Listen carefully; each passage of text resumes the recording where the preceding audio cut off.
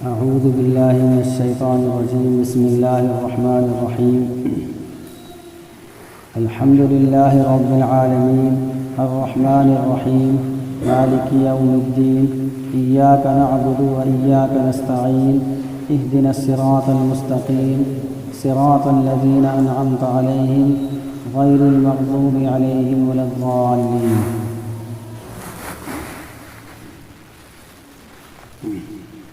آج قرآن کریم کا درس باضابطہ شروع ہو رہا ہے، تو سب سے پہلے تو یہ بات سمجھیں کہ حدیث میں آیا ہے خیرکم من تعلم القرآن وعلمہ، جو قرآن کریم سیکھے اور سکھلائے وہ سب سے بہتر شخص ہے، اور جس طریقے سے قرآن کریم کے الفاظ کو سیکھنے کی فضیلت ہے اسی طریقے سے قرآن کریم کے معانی کو سیکھنے کی بھی فضیلت ہے۔ یہی وجہ ہے کہ جس طریقے سے قرآن کریم کے الفاظ اب تک بعینہ ہی باقی ہیں، اسی طریقے سے قرآن کریم کے معانی اور تفاسیر اور جو اللہ کے نبی صلی اللہ علیہ وسلم نے قرآن کریم کا مطلب بیان کیا ہے وہ اب تک باقی ہے۔ جس طریقے سے ہمارا یہ یقین اور عقیدہ ہے کہ قرآن کریم کے الفاظ میں کوئی تبدیلی نہیں ہوئی ہے، اسی طریقے سے ہمارا یہ بھی عقیدہ ہونا چاہیے کہ قرآن کریم کے معانی میں بھی آج تک کسی نے کوئی تبدیلی نہیں کی ہے اور نہ ہی کوئی کر پائے گا۔ تو اس لیے اس فضیلت کو سامنے رکھ کر ہم اہمیت کے ساتھ اس کو سنیں کہ جو قرآن کریم سیکھے گا یا سکھائے گا وہ سب سے بہتر شخص ہے۔ مخلوق کے اندر سب سے بہتر شخص وہ ہے جو قرآن کریم سیکھے اور سکھلائے۔ اب دیکھیے، سب سے پہلے بسم اللہ الرحمن الرحیم، اس کا ترجمہ یہ ہے میں اللہ کے نام سے شروع کرتا ہوں جو بڑا مہربان اور نہایت رحم والا ہے۔ جب یہ آیت نازل نہیں ہوئی تھی، بسم اللہ الرحمن الرحیم یہ قرآن کریم کی آیت ہے، لیکن جو شروع صورت میں لکھی جاتی ہے یہ قرآن کریم یہ اس صورت کا جز نہیں ہوتا ہے، بلکہ یہ سورہ نمل 19ویں پارے میں ایک آیت ہے، انہ من سلیمان و انہ بسم اللہ الرحمن الرحیم، تو یہ وہاں ہے اصل سے۔ لیکن قرآن کریم کی صورتوں کے اندر فصل کرنے کے لیے، جدائی کرنے کے لیے حضرت جبریل علیہ السلام بسم اللہ لے کر آتے تھے ہر مرتبہ، تاکہ یہ معلوم ہو جائے کہ اب تک جو بات چل رہی تھی اس کا تعلق دوسری صورت سے تھا اور اب بسم اللہ آ گئی ہے، لہذا اب صورت بدل گئی۔ سوائے سورہ برات کے اندر اس کے اندر بسم اللہ نہیں ہے، اس کی بہت ساری وجوہات ہیں کیوں نہیں ہے کیا نہیں ہے، جب اب وہ صورت آئے گی جب بتا دیں گے۔ تو اللہ کے نام سے شروع کرتا ہوں جو بڑا مہربان نہایت رحم والا ہے۔ زمانے جاہلیت میں لوگ اپنے کام کو شروع کرتے تھے بتوں کے نام سے، تو اس آیت کے اندر اللہ تعالیٰ نے ان کے عقیدے کی تردید کی ہے کہ ایسا نہیں کرنا چاہیے۔ اسی طریقے سے اللہ کے نبی صلی اللہ علیہ وسلم جب تک یہ آیت نازل نہیں ہوئی تھی اس وقت تک اپنے کام کو شروع کرتے تھے بسمک اللہم، ان الفاظ سے۔ جب قرآن کریم کی پہلی آیت نازل ہوئی ہے اقرأ بسم ربک الذی خلق، یہ آیت نازل ہوئی ہے، اس کے بعد سے اور پھر جب بسم اللہ الرحمن الرحیم پوری کی پوری آیت نازل ہو گئی ہے، اس کے بعد سے اللہ کے نبی صلی اللہ علیہ وسلم اپنے ہر کام کی ابتدا کرتے تھے بسم اللہ الرحمن الرحیم سے۔ علامہ سیوطی یہ بہت بڑے مفسر ہیں، یہ بتاتے ہیں کہ آسمانی تمام کتابوں کی ابتدا بسم اللہ سے کی گئی ہے، یعنی اللہ کے نام سے۔ جو اس زبان میں اللہ کا نام تھا اس سے قرآن ہر کتاب کی ابتدا کی گئی ہے، لیکن لفظ بسم اللہ الرحمن الرحیم یہ اس امت کا خاصہ ہے اور اسی طریقے سے قرآن کریم کا خاصہ ہے، یعنی یہ الفاظ ہمیں ہی ملے ہیں، کسی اور امت کو یہ الفاظ نہیں ملے ہیں۔ اور اس کے اندر اللہ تعالیٰ نے بندے کا رخ غیر اللہ سے پھیر کر اپنی طرف کر دیا۔ حدیث میں ہے کہ جب تم چراغ بجھاؤ تو بسم اللہ کہو، دروازہ بند کرو تو بسم اللہ کہو، اسی طریقے سے اپنے ہر کام کی ابتدا میں لفظ بسم اللہ الرحمن الرحیم یا جو دعائیں ہیں ان میں بھی اللہ کا نام ہے۔ مثال کے طور پر ہم استنجے کے لیے جاتے ہیں تو اس میں بھی بسم کا ہے، اسی طریقے سے یا حمد ہے، یا بسم اللہ ہے یا حمد ہے۔ اور جب آدمی اپنے کام کو شروع کرنے سے پہلے بسم اللہ کے الفاظ کہتا ہے تو گویا کہ وہ اقرار کرتا ہے کہ اس کام کے اندر دنیا کی بہت ساری طاقتیں خرچ ہوئی ہیں، ان سب کا حاصل کرنا میرے بس کے بات نہیں تھا، یہ تو صرف اللہ تعالیٰ نے اپنی قدرت سے کیا ہے۔ مثال کے طور پر آدمی لقمہ کھاتا ہے، لقمہ کھانے سے پہلے جب یہ مسلمان بسم اللہ کہتا ہے تو گویا کہ وہ اقرار کر رہا ہے کہ اس لقمے کے اندر جتنی دنیا کی طاقتیں لگی ہیں، آسمانی طاقت لگی ہیں، زمینی طاقتیں لگی ہیں، اور اسی طریقے سے بے شمار انسانوں کی محنت لگی ہے، ان سب کے باوجود میرے پاس اللہ تعالیٰ نے اس کو میسر کر دیا، مجھے عطا کر دیا، میرے بس کی بات نہیں تھی کہ میں اتنی ساری محنت کر لیتا۔ آسمان کی الگ طاقت لگی ہے، سورج کی الگ طاقت لگی ہے، اسی طریقے سے ہوا کی الگ طاقت لگی ہے، تب جا کے یہ لقمہ مجھے ملا ہے۔ ہم بسم اللہ کہتے ہیں، گویا کہ ہم یہ اقرار کر رہے ہیں، ہم اللہ تعالیٰ سے یہ اقرار کر رہے ہیں کہ اللہ تیری ہی قدرت سے یہ لقمہ ہمیں میسر ہوا ہے۔ تو دیکھیے بات ہے بہت چھوٹی سی، لیکن جب آدمی اپنے کام کی ابتدا بسم اللہ سے کرتا ہے اور سنت کے مطابق اس کو شروع کرتا ہے تو یہی کام اس کے لیے دین بن جاتا ہے۔ حالانکہ ہم کھانا کھاتے ہیں اس لیے تاکہ ہمارا پیٹ بھر جائے، ہم استنجا کرتے ہیں اس لیے جو ہماری پریشانی بڑھی ہوئی ہے وہ ختم ہو جائے۔ کہ بظاہر ایسا لگتا ہے کہ استنجا تو ہم کرتے ہی ہیں، لیکن اگر کسی کو استنجانا بند ہو جائے تو کتنی پریشانی ہوتی ہے۔ تو گویا کہ ہم تو اپنی پریشانی کو دور کرنے کے لیے استنجا میں جاتے ہیں۔ یہی وجہ ہے کہ استنجے سے فارغ ہونے کے بعد کی جو دعا ہے الحمدللہ الذی اذھب عنی الاذی، تمام تعریفیں اس اللہ کے لیے ہیں جس نے ہم سے تکلیف کو دور کر دیا، وعافانی، اور مجھے عافیت بخشی۔ جب آدمی استنجے سے فارغ ہو جاتا ہے تو جسم کو کتنا سکون ملتا ہے، ہم خود محسوس کرتے ہیں، اور استنجا نہ آئے تو کتنی بے چینی ہوتی ہے۔ تو ہے تو بہت مختصر سی بات، لیکن اس کے ذریعے سے اسلام اور کفر کے درمیان فرق بھی ہو رہا ہے کہ مسلمان کا ہر عمل دین بن سکتا ہے اور دیگر لوگوں کا ہر عمل کیا ہے، کوئی سا بھی عمل دین نہیں بنے گا۔ تو اس لیے ہمیں اس چیز کا اہتمام کرنا چاہیے۔ بسم اللہ الرحمن الرحیم، اللہ کے نام سے۔ لفظ اللہ کسے کہتے ہیں؟ اللہ کا اطلاق کس پر ہوتا ہے؟ اللہ کہتے ہیں اللہ نام ہے اس واجب الوجود کا، اللہ نام ہے اس واجب الوجود کا جو تمام صفات کمالیہ کو جامع ہو، یعنی ایسی ہستی کو اللہ کہتے ہیں جس کے اندر تمام صفات موجود ہیں، اور صفات بھی کیسی؟ مکمل طور پر۔ اس ذات کا نام ہے اللہ، اور یہ لفظ اللہ جو ہے کسی اور مخلوق پر نہیں بولا جا سکتا، نہ کسی کا نام پہلے ہوا ہے نہ ہی ہو سکتا ہے۔ الرحمن الرحیم، جو بڑا مہربان۔ رحمان اور رحیم بظاہر یہ ایک جیسے الفاظ ہیں لیکن دونوں میں تھوڑا سا فرق ہے۔ رحمان کہتے ہیں جس کی رحمت عام ہو، یعنی تمام کائنات، چاہے وہ زمانے ماضی سے اس کا تعلق ہو، یعنی پہلے جو کچھ ہو چکا ہے، بعد میں جو کچھ ہوگا، فی الحال جو ہو رہا ہے، سب کا سب اللہ تعالیٰ کی رحمت سے ہو رہا ہے۔ کائنات کے اندر ایمان والے بھی ہیں اور غیر مسلم بھی ہیں، سب پر اللہ تعالیٰ کی رحمت ہو رہی ہے۔ اور الرحمن الرحیم، الرحیم کا تعلق ہے، رحیم کہتے ہیں کہ جس کی رحمت مکمل ہو، تمام رحمت کو بولتے ہیں رحیم۔ تو رحمان کا تعلق ہو جائے گا دنیا سے، چونکہ دنیا کے اندر تمام مخلوقات پر اللہ تعالی کی رحمت ہے، بغیر رحمت کے کوئی مخلوق نہیں چل سکتی ہے، کوئی مخلوق زندہ نہیں رہ سکتی ہے۔ اور رحیم کا تعلق ہے آخرت سے، چونکہ اللہ تعالیٰ کی رحمت آخرت کے اندر مسلمانوں پر ہوگی اور مکمل طور پر ہوگی، کافروں پر نہیں ہوگی۔ لفظ رحمان یہ اللہ ہی کے لیے خاص ہے، کسی بندے پر اس کا اطلاق نہیں کیا جا سکتا، کسی بندے کو نہیں کہا جا سکتا رحمان، ہاں عبد الرحمن ہو سکتا ہے۔ اسی وجہ سے بہت سارے لوگ کیا کرتے ہیں، کسی کا نام عبد الرحمن ہے، عباد الرحمن ہے، اور اس کو شارٹ کٹ میں رحمان کہہ دیتے ہیں۔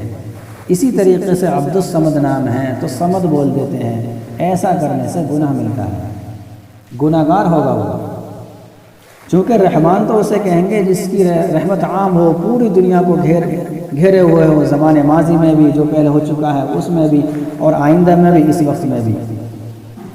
اور یہ اللہ کے علاوہ کسی اور ذات میں یہ صفت ہو ہی نہیں سکتی، اس لیے ناموں کو پورا لیا جائے، ادھورا نہیں۔ ہم سوچتے ہیں کہ جلدی سے نام لے لیں گے، لیکن ہم اس جلد بازی میں گناہ کے مرتکب ہو جاتے ہیں، تو اس لیے اس کام سے بچنا چاہیے۔ سے پہلے الحمدللہ رب العالمین، تمام تعریفیں اللہ ہی کے لیے ہیں جو تمام عالموں کا پالنے والا ہے، یہ اس کا ترجمہ ہوا۔ تمام تعریفیں، الحمد، تمام تعریفیں۔ دنیا کے اندر جتنی بھی چیزیں ہم دیکھ رہے ہیں یا کوئی کسی کی تعریف کر رہا ہے، وہ در حقیقت اللہ کی تعریف ہے۔ مثال کے طور پر کوئی جہاز بنانے والے کی تعریف کرے کہ دیکھو کتنا اچھا جہاز بنا دیا، آسمان پہ اڑ رہا ہے، لیکن اگر ہم غور و فکر کریں گے تو اس انسان کو عقل کس نے دی ہے؟ یا اسی طریقے سے اس نے تو صرف پرزوں کو فٹ کیا ہے، لوہا کس نے اتارا ہے؟ قرآن کریم میں خود ہے وَأَنزَلْنَا الْحَدِيدَ، کہ ہم نے لوہا اتارا۔ اسی طریقے سے جو مین چیزیں ہیں وہ تو اللہ ہی کی بنائی ہوئی ہیں، اس میں آدمی نے محنت کر کے اس کو اس کی صفات بدل دی ہیں، اور اس کے اندر کچھ خاصیتیں اللہ تعالیٰ ہی کے حکم سے آ گئی ہیں، ورنہ اصل مادہ جو ہے وہ اللہ کی طرف سے ہے، اور یہ سب جو عقل دی ہے، رہنمائی کی ہے، وہ اللہ تعالیٰ نے کی ہے۔ اس لیے تمام تعریف اللہ ہی کے لیے ہیں، اصل تعریف کا مستحق اللہ تعالیٰ ہے، کوئی اور نہیں۔ تمام تعریف اللہ ہی کے لیے ہیں، اللہ ہی کے لیے۔ یہ جو ہی کا ہم ترجمہ کر رہے ہیں، اسی سے پتہ چلتا ہے کہ کسی اور کے لیے کوئی اور ذات تعریف کے لائق نہیں۔ ہاں وقتی طور پر کر لیتے ہیں، لیکن مسلمان جب سوچے گا، غور و فکر کرے گا، تو اس میں اللہ ہی کی تعریف ہوگی۔ رب العالمین، جو تمام عالموں کا پالنے والا ہے۔ رب کہتے ہیں تربیت کرنے والے کو، اور تربیت کسے کہتے ہیں؟ تربیت کہتے ہیں کسی چیز کو اس کی تمام مصلحتوں کی رعایت کرتے ہوئے آہستہ آہستہ آگے بڑھانا، یہاں تک کہ اس کو کامل درجے تک پہنچا دیا جائے، اسے کہتے ہیں تربیت۔ اور یہ جو رب کا لفظ ہے، یہ بھی کسی اور کے لیے نہیں بولا جائے گا، تمام عالموں کا پالن ہار ہے، پالنے والا ہے۔ عالم، عالم کہتے ہیں ایک دنیا کو، ایک عالم کو، اور عالمین بہت سارے عالم۔ اب ہم یہ سوچیں گے بہت سارے عالم کہاں ہیں؟ لیکن میں نے شروع میں یہ بات بتائی تھی کہ وحی کا تعلق جو ہے عقل سے باہر کی چیز ہے، لیکن یہ ایسی چیز ہے، یہ عقل میں بھی آنے والی ہے۔ سائنسدانوں سے لڑیں، وہ بتاتے ہیں کہ جو ہمیں نظر آ رہا ہے، اس کے آسمان اور زمین کے بیچ میں ایک خلا ہے، یہ بھی ایک عالم ہے۔ اور آج کل ان کی تحقیق یہ ہے کہ ضروری نہیں ہے کہ اس عالم کے اندر جو ہمیں نظر آ رہا ہے، اس کے علاوہ کے اندر ایسی مخلوق ہو جس کا مزاج اسی کے مناسب ہو، ایسا ہو سکتا ہے۔ چنانچہ چاند پر جاتے ہیں، وہ یہ لوگ بتاتے ہیں ہوا نہیں ہے، پانی نہیں ہے، وہ ایک عالم ہے۔ تو ہو سکتا ہے اللہ تعالیٰ نے اسی کے مناسب وہاں کی مخلوق پیدا کر رکھی ہو، تو اس لیے یہ ضروری نہیں ہے کہ ساری چیزیں ہمارے سمجھ میں آ جائیں۔ لیکن یہ جو مضمون ہے، یہ تو تقریباً 500 یا 1000 سال پہلے کا ایک لکھا ہوا مضمون میں آپ کو بتا رہا ہوں، لیکن آج کل کی تحقیق بھی یہی ہے، اور لوگ آج کل اعتراف کرنے پر مجبور ہو گئے ہیں کہ ہاں دنیا جو ہمیں نظر آ رہی ہے اس کے علاوہ بھی ہے۔ چنانچہ بعض حضرات کہتے ہیں کہ زمین کے نیچے بھی دنیا ہے، تو ہو سکتا ہے، چونکہ وہ عالمین فرمایا۔ ایک قول کے مطابق 40,000 عالم ہیں، کتنے ہیں؟ 40، اور دوسرا قول یہ ہے کہ 80,000 عالم ہیں۔ تو جن لوگوں نے 80,000 کی تعداد بتائی ہے، انہوں نے سورج کو بھی ایک عالم کہہ دیا، چاند کو بھی ایک عالم کہہ دیا، ستاروں کو بھی ایک عالم کہہ دیا، آسمان کو بھی ایک عالم کہہ دیا، اس طریقے سے 80 کی تعداد ہو گئی ہے۔ بہرحال اللہ تعالیٰ تمام عالموں کا پالنے والا ہے۔ رب کہتے ہیں پالنے والے کو۔ الرحمن الرحیم جو بڑا مہربان نہایت رحم والا ہے، مالک یوم الدین جو مالک ہیں روز جزا کا۔ مالک دیکھیں، ایک تو ہوتا مالک، ایک ہوتا قاضی، جج جو ہوتا ہے وہ قانون کا پابند ہوتا ہے، اس کا کتنا ہی سزا آ جائے وہ کیا کہہ کر پیچھے چھڑا لیتا ہے کہ میرے پیچھے قانون ہے، میرے اوپر قانون ہے، میں کیا کروں، تمہاری غلطی ایسی ہے، تمہیں تو سزا ضرور ہوگی، الا یہ کہ وہ کچھ اندرونی طور پر کچھ گڑبڑی کر ڈالے، لیکن وہ قانون کے ماتحت ہے، اسے کہتے ہیں قاضی اور جج۔ اس لیے یہاں پر یہ نہیں کہا قاضی یوم الدین، یہ نہیں کہا مالکی یوم الدین۔ مالک کہتے ہیں جس کو مکمل طور پر اختیار ہو اور اس سے کوئی باز پرس کرنے والا نہ ہو، اس سے کوئی یہ پوچھنے والا نہ ہو کہ تو نے یہ کام کیوں کیا۔ تو اللہ تعالیٰ مالک ہے، ہر چیز کے مالک ہے، قیامت کے دن کے مالک ہیں۔ لیکن سوال یہ ہوتا ہے جناب اللہ تعالیٰ تو آج بھی مالک ہیں، ہمارا عقیدہ ہے اللہ تعالیٰ مالک ہیں، تو پھر یہ قرآن کریم میں ایسا کیوں آ گیا کہ مالک یوم الدین کے جو مالک ہے روز جزا کا؟ دیکھیے اس کو آپ اس طریقے سے سمجھیں کہ ایک تو ہوتا ہے مکمل مالک ہونا، ایک ہوتا ہے ادھورا مالک ہونا۔ اللہ تعالیٰ مکمل مالک آج بھی ہیں اور قیامت کے دن بھی ہیں۔ فرق اتنا ہے اللہ تعالیٰ نے دنیا کے اندر ہم لوگوں کو کچھ ملکیت دے دی ہے، ناقص ملکیت، یعنی ہمیں مالک بنا دیا ہے وقتی طور پر کہ ہمارا بنگلہ ہے، ہمارا مکان ہے، ہماری دکان ہے، لیکن آخرت کے اندر کسی کی کچھ ملکیت ہی نہیں ہوگی، وہاں تو اللہ ہی کی ملکیت ہوگی ہر اعتبار سے۔ یہاں تو اللہ تعالیٰ نے ہمیں مالک بنا دیا، میرا گھر ہے، میرے بیوی بچے ہیں اور میرا مال ہے، میری دولت ہے، یہاں تو ہم کہہ سکتے ہیں، لیکن یہ ہماری ناقص ملکیت ہے۔ اور یہ اللہ تعالیٰ کا فضل اور کرم ہے کہ اس نے ہمیں اتنی ملکیت دے دی کہ ہم جس کو چاہے بیچ دیں، اپنا مال بیچ دیں تو وہ بیچنا جائز ہے ہمارے لیے۔ اسی طریقے سے ہماری ملکیت ہے، ہم اس میں کچھ بھی جائز تصرف کر سکتے ہیں، لیکن دیکھیں جائز تصرف کے حقدار ہیں، ہم ناجائز نہیں۔ ہمارا مال ہے ٹھیک ہے، ہم اس میں تصرف کر سکتے ہیں، اس کو ہم خرچ کر سکتے ہیں، لیکن حکم کیا ہے؟ جائز طور پر خرچ کیا جائے۔ اللہ تعالیٰ مالک ہیں، وہ کیسے ہی تصرف کریں، ان کو کوئی پوچھنے والا نہیں ہے۔ یہی وجہ ہے کہ بعض بندے ایسے آئیں گے جو بہت گنہگار ہوں گے اور اللہ تعالیٰ ان کو اپنے فضل و کرم سے معاف فرما دے گا۔ حالانکہ قانون کیا کہتا ہے؟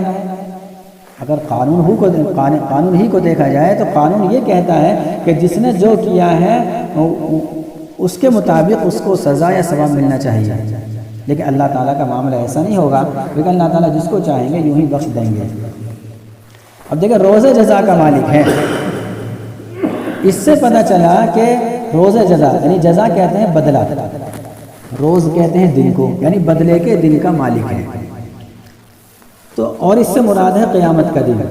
اس سے پتہ چلا کہ دنیا جو ہے یہ دار الجزا نہیں ہے، دار العمل ہے، یعنی یہ دنیا جو ہے بدلے کا دن نہیں ہے بلکہ دنیا ہے عمل کی جگہ۔ لہٰذا اگر کوئی شخص یہاں پر مصیبت زدہ ہے اور ہے وہ دیندار، تو اس کو یوں نہیں کہہ سکتے کہ اللہ تعالیٰ کے یہاں یہ بہت زیادہ مبغوض ہے، ناپسند ہے، اس لیے کہ یہ بدلے کا دن ہے ہی نہیں۔ اسی طریقے سے اگر کوئی شخص بہت خوشحال نظر آ رہا ہے اور اس کی زندگی میں دین نہیں ہے تو ہم یہ نہیں کہہ سکتے کہ اللہ تعالیٰ کے یہاں بہت زیادہ محبوب بندہ ہے یہ۔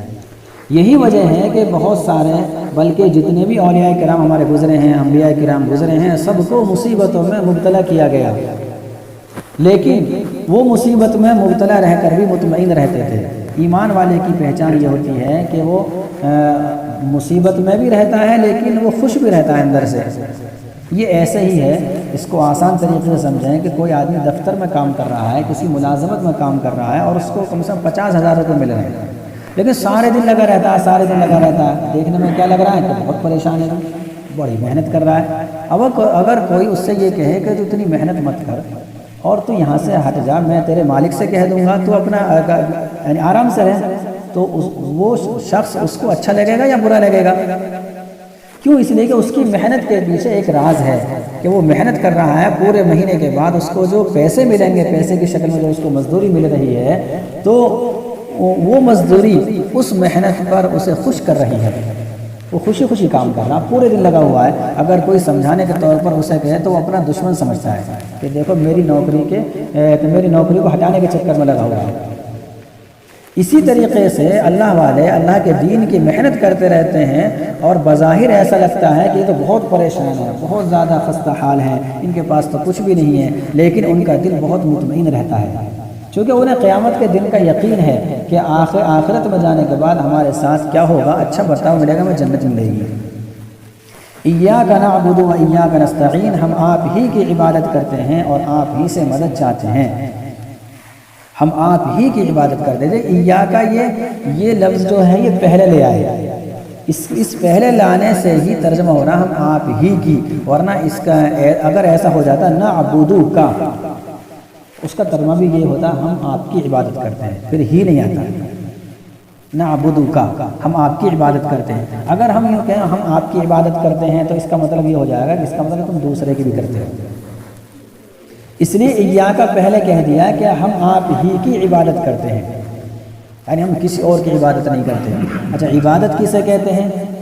عبادت کہتے ہیں کسی ذات کی انتہائی محبت اور تعظیم کی بنا پر اپنے آپ کو اس کے سامنے ذلیل کر دینا، یعنی بہت زیادہ محبت ہو سامنے والے کی، بہت زیادہ عظمت ہو اور اپنے آپ کو اس کے سامنے ذلیل کر دینا، یہ ہیں عبادت کے معنی. اس لیے ایسا اگر کوئی شخص اتنی محبت کرتا ہے کہ اس کی محبت اللہ کے برابر ہو جاتی ہے تو اب یہ گویا کہ شرک ہو گیا ہے. آپ ہی کی عبادت کرتے ہیں، کسی اور نہیں. آپ ہی سے مدد چاہتے ہیں، آپ ہی سے مدد چاہتے ہیں، کسی اور سے نہیں. دیکھیے، مدد چاہنا ایک تو یہ ہوتا ہے کہ ہم کسی کے کاروبار میں لگے ہوئے ہیں، کسی کے پارٹنر بنے ہوئے ہیں، یا اسی طریقے سے کسی کی ملازمت کر رہے ہیں، گویا کہ ہم اس سے مدد چاہ رہے ہیں، اس لیے کہ ہم اس کا کام کر رہے ہیں، گویا کہ وہ ہماری مدد چاہ رہا ہے. ہم اس سے مدد کیسے چاہ رہے ہیں کہ جب ہم کام کر لیں گے تو ہم اجرت دے گا، مزدوری دے گا. تو یہ وہ مدد نہیں ہے اور اس میں کوئی خرابی نہیں ہے، اس لیے کہ اس کے بغیر تو دنیا چلے گی نہیں، اور نہ ہی ہمارے ذہن میں یہ بات ہوتی ہے کہ ہم اللہ کو چھوڑ کر اس سے ہم مدد چاہ رہے ہیں. ایک یہ ہے کہ انبیاء اور رسول کو واسطہ بنا کر مدد چاہنا کہ اے اللہ ہماری دعاؤں کو اللہ کے نبی کے صدقے میں قبول کر، یہ بھی ٹھیک ہے، چونکہ ہم اللہ سے مانگ رہے ہیں، نبی سے نہیں مانگ رہے ہیں. ہم تو نبی کو واسطہ بنا رہے ہیں صرف، اور واسطہ بھی اس اعتبار سے ہمارے عقیدہ ہے کہ اللہ کے نبی قادر مطلق نہیں ہے، اللہ کے نبی کو کچھ اختیار نہیں ہے کہ وہ ہمارے کام کو بنا دیں، نہ کسی ولی کو اختیار ہے. ہمارے عقیدہ یہ ہے، تب تو ٹھیک ہے. اور اگر ایک مدد مانگنا ہوتا ہے کہ بیچ میں واسطہ بھی بناتے ہیں، ایک تو کہ ڈائریکٹ کسی سے مانگنا کہ تو مجھے یہ دے دے، اور عقیدہ یہ ہے کہ یہی دے گا، یہی قادر مطلق ہے، تو وہ تو بالکل کافر ہو جائے گا. ایک یہ ہے کہ دوسرے کو واسطہ بنا رہے ہیں، لیکن یہ عقیدہ یہ ہے کہ اللہ تعالیٰ نے اپنی قدرت کا کچھ حصہ اس کو دے دیا ہے، تب بھی شرک ہے، تب بھی کیا ہے؟ شرک ہے. چونکہ اس کا عقیدہ یہ ہے کہ اللہ تعالیٰ قادر مطلق ہے، لیکن اللہ تعالیٰ نے اپنی قدرت کا حصہ اس کو دے دیا ہے، لہٰذا یہ بھی ہمارے کام بنائیں گے، تو اب اس سے بھی بچنا چاہیے. یہ بھی کیا ہے؟ شرک ہے. ہم آپ ہی کی عبادت کرتے ہیں اور آپ ہی سے ہم مدد چاہتے ہیں. دیکھیے، دعا مانگنے کا بہترین طریقہ یہ ہے جو اس صورت میں بتایا ہے، اس کے سب سے پہلے اللہ تعالیٰ کی تعریف کی جائے اور اپنی عاجزی ظاہر کی جائے. عاجز ایاک نعبد میں عاجزی تو ہے کہ ہم بہت ذلیل ہیں تیرے سامنے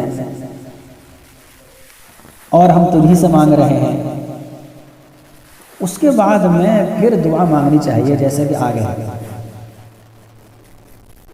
اچھا، روایت میں آتا ہے کہ جب بندہ اللہ کے نبی صلی اللہ علیہ وسلم نے ارشاد فرمایا، حضرت ابو ہریرہ رضی اللہ تعالی عنہ کی حدیث ہے اور مسلم شریف میں یہ ذکر کی گئی ہے کہ اللہ کے نبی صلی اللہ علیہ وسلم نے فرمایا کہ سورہ فاتحہ، اللہ تعالیٰ فرماتے ہیں سورہ فاتحہ میرے اور میرے بندے کے درمیان دو حصوں میں بانٹ دی گئی ہے، ایک حصہ میرے لیے، ایک حصہ میرے بندے کے لیے.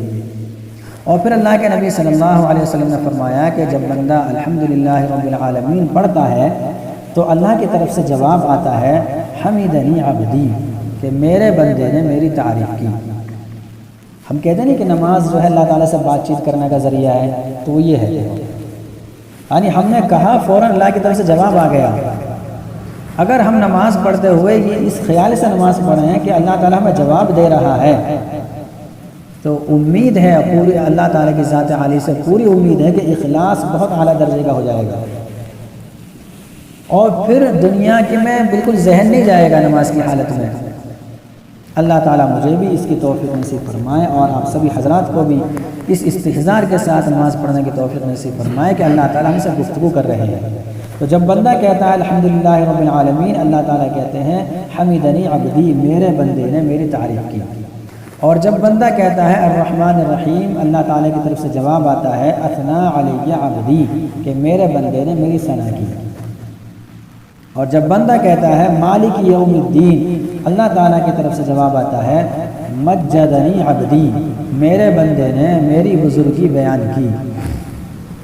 اور جب بندہ کہتا ہے ایاک نعبد و ایاک نستعین، تو اللہ کی طرف سے جواب آتا ہے ھذا بینی و بین عبدی، یہ میرے اور میرے بندے کے درمیان ہے۔ کیسے؟ تو اس میں ایک پہلو حمد کا ہے، تعریف کا ہے، اور دوسرا پہلو جو ہے وہ مدد اور درخواست کا ہے۔ تو اللہ تعالیٰ فرماتے ہیں کہ یہ میرے اور میرے بندے کے درمیان ہے، اور آگے کا جملہ یہ ہے ولی عبدی ما سأل، اور میرے بندے کے لیے وہ تمام چیز مل جائے گی، اور میرے بندے کو وہ تمام چیز مل جائے گی جو وہ مانگے گا۔ اب آگے بندہ کیا مانگتا ہے؟ اہدنا الصراط المستقیم، ہم کو سیدھے راستے پر چلا۔ صراط الذین انعمت علیہم، ان لوگوں کے راستے پر چلا جن پر آپ کا انعام ہوا، اور ان لوگوں کے راستے پر مت چلا جن پر آپ کا غضب ہوا اور جو گمراہ ہو گئے۔ یہ اس کا آگے کو میں نے ترجمہ کر دیا ہے صرف، باقی انشاءاللہ آئندہ ہفتے اہدنا الصراط المستقیم سے اس کی وضاحت ہو جائے گی، چونکہ بات بہت لمبی ہے۔ اللہ تعالی ہم سب کو عمل کرنے کی توفیق نصیب فرمائے، اور استحضار کے ساتھ نمازیں پڑھنے کی توفیق نصیب فرمائے۔ آمین، وآخر دعوانا الحمدللہ رب العالمین۔